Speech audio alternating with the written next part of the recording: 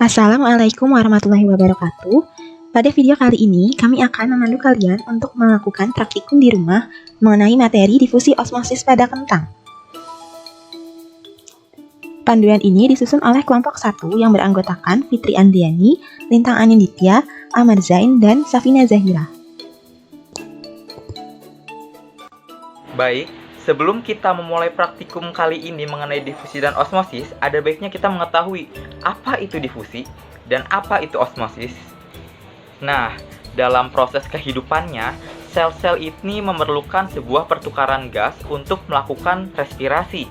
Lalu, sel-sel juga dapat menyerap nutrisi dan juga vitamin, serta dapat mengeluarkan sisa ekskresi berupa produk seperti enzim dan juga hormon. Nah, semua zat yang diperlukan tadi atau semua zat yang diekskresikan dari dalam sel keluar sel itu akan melewati sebuah membran plasma ataupun membran sel. Peristiwa itu disebut juga sebagai transportasi zat. Transportasi zat adalah suatu peristiwa masuknya atau keluarnya molekul dari dalam sel maupun dari luar sel. Proses transportasi zat ini terdapat beberapa cara. Ada difusi, ada osmosis, transportasi aktif, endositosis, dan eksositosis. Pada pembahasan kita kali ini, kita akan bahas mengenai apa itu osmosis dan apa itu difusi. Difusi merupakan pergerakan atau perpindahan zat dari yang konsentrasinya tinggi ke zat yang konsentrasinya rendah, atau perpindahan molekul dari tempat yang berkonsentrasi tinggi ke tempat yang berkonsentrasi rendah. Nah, pada difusi ini zatnya itu dapat berupa gas, dapat berupa cair, ataupun dapat juga berupa padat. Sementara apa itu osmosis?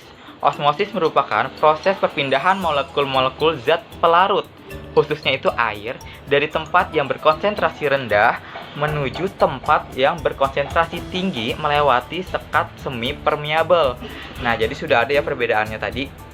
Nah, jika tadi difusi itu dari tempat yang konsentrasinya itu tinggi ke tempat yang konsentrasinya rendah, nah tapi osmosis ini dari tempat yang konsentrasinya rendah ke tempat yang konsentrasinya tinggi menggunakan sekat semi permeabel. Selanjutnya, saya akan menjelaskan mengenai peraturan kerja di laboratorium atau biasa disebut dengan safety line.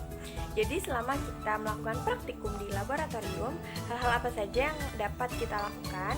Yaitu yang pertama, dilarang bekerja sendirian di laboratorium. Jadi, saat bekerja di laboratorium, harus ada asisten atau teman yang menemani kita. Yang kedua, dilarang bermain-main di dalam laboratorium. Yang ketiga, menggunakan jas lab saat melakukan praktikum. Yang keempat, persiapkan segala hal yang kita perlukan sebelum nantinya mulai praktikum. Yang kelima, dilarang makan dan juga minum saat kita berada di laboratorium. Dan yang keenam, selalu menjaga kebersihan di dalam laboratorium. Dan yang terakhir ketujuh, jangan lupa untuk mencatat setiap percobaan yang kita lakukan dengan teliti dan juga lengkap. Supaya lebih memahami apa itu difusi dan osmosis, kami akan melakukan sebuah praktikum mengenai difusi dan osmosis pada peristiwa berikut. Untuk dapat lebih memahami terkait dengan difusi dan juga osmosis yang merupakan salah satu mekanisme transport pada membran, kali ini kita akan melakukan praktikum terkait dengan difusi dan osmosis. Diawali dengan melakukan praktikum difusi. Nah, untuk praktikum difusi, alat dan bahan yang digunakan itu ada pertama air, lalu ada betadin, yang di dalam betadin ini banyak sekali zat terlarutnya. Lalu ada pengaduk. Nah, untuk caranya itu yang air yang tadi telah disiapkan, kita tambahkan beberapa tetes betadin, 5 tetes saja.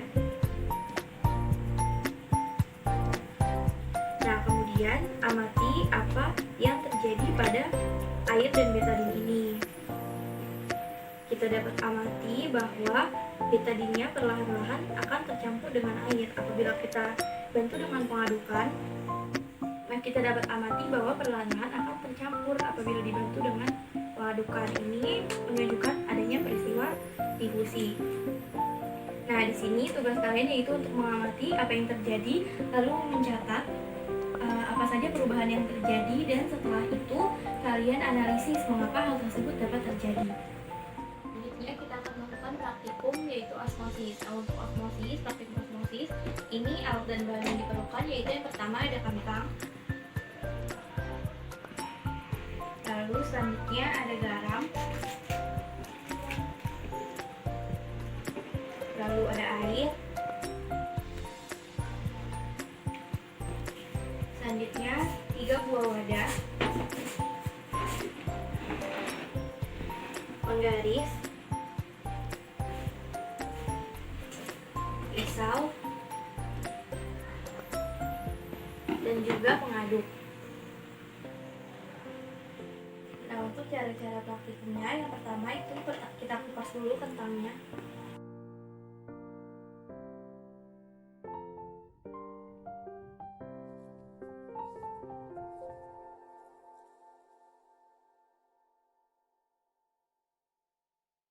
Kentangnya dikupas, lalu kentang ini dipotong dengan ukuran panjang 4 cm, lalu lebarnya 1 cm, dan dengan ketebalan 1 cm.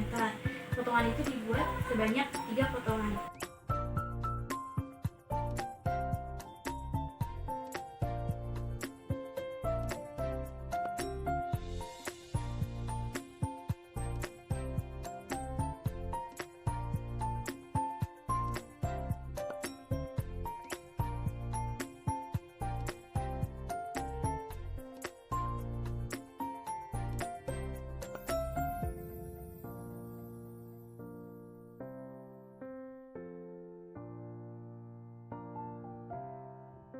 Nah, setelah dipotong, hasilnya seperti ini. Pastikan semua potongan memiliki ukuran yang sama untuk memudahkan kita ketika kita ingin mengamati perubahan yang terjadi pada potongan-potongan kentang ini.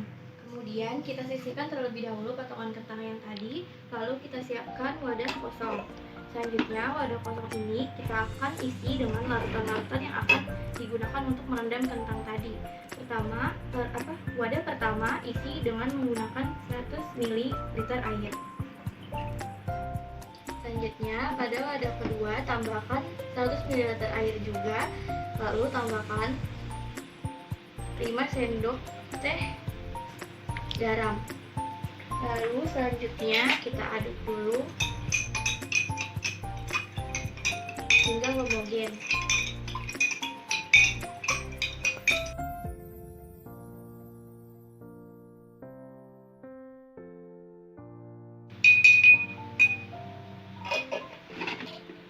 Selanjutnya, pada wadah ketiga kita tambahkan sebanyak 10 sendok teh garam, lalu kita tambahkan lagi 100 ml air.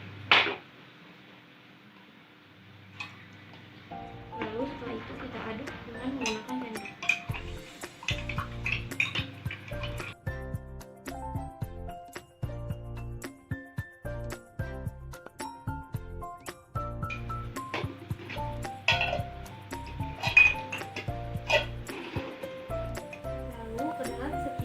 Larut yang tadi telah kita siapkan, kita masukkan potongan-potongan kentang tadi. Satu potongan kentang ke dalam wadah yang berisi air, lalu satu potongan kentang ke dalam wadah yang berisi larutan garam dengan garam sebanyak 5 sendok teh, lalu satu buah kentang ke dalam larutan garam dengan garam sebanyak 10 sendok teh. Lalu kemudian kita tunggu hingga 30 sampai 1 jam, lalu kalian amati apa perubahan yang terjadi pada potongan-potongan kentang ini. Lalu kalian catat perubahan-perubahan yang terjadi ke dalam potongan kentang ini dari mulai ukuran, lalu juga teksturnya. Kalian catat di dalam tabel, lalu kemudian kalian analisis mengapa perubahan-perubahan tersebut dapat terjadi.